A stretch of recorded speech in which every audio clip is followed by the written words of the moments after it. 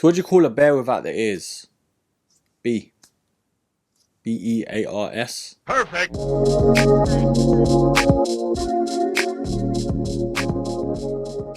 Hello there broskies, Erkin back here with another Nike Dunk. On today's episode, we are having a look at the Nike Dunk Low in this Goldenrod colorway.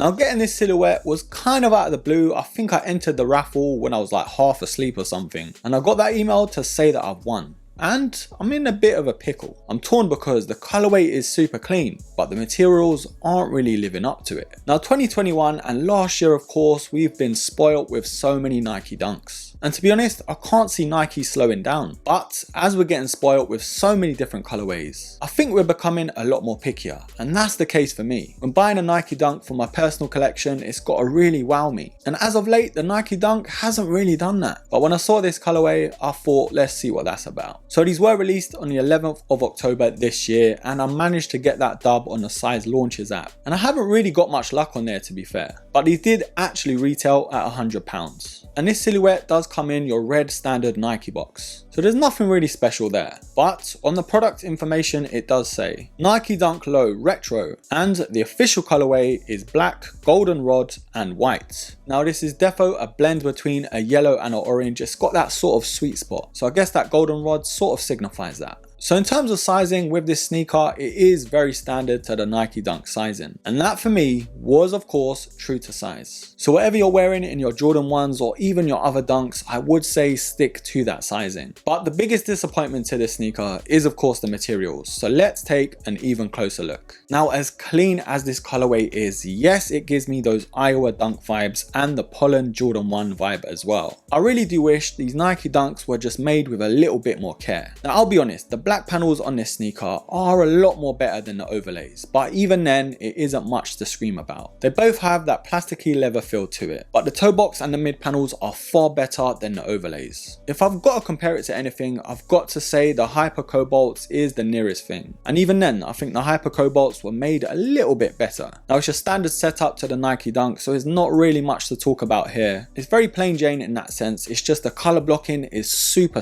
clean. The yellow and black just work so well. Now steering away from the upper, this black nylon tongue has of course that Nike branding in yellow on that tab, which for me does look super nice. On that sock liner, we've got that cotton mesh that we normally do on most GR Dunks. And on the insole, it is of course black with the orange Nike branding, which I didn't really get. I would have thought going for yellow would have made more sense, but it is what it is. On the heel counter, we've got the Nike branding stitched in black on that yellow panel. And moving on to the traditional white midsole, there's nothing really spectacular here. But in terms of the color blocking, again, it does work well. And on this yellow outsole, it is your standard setup again. You already know what you're sort of getting with these GR Nike Dunks, especially the low ones. But I guess it's the colorways that draw you in. But I still have to decide, broskies, whether these are a buy or a buy.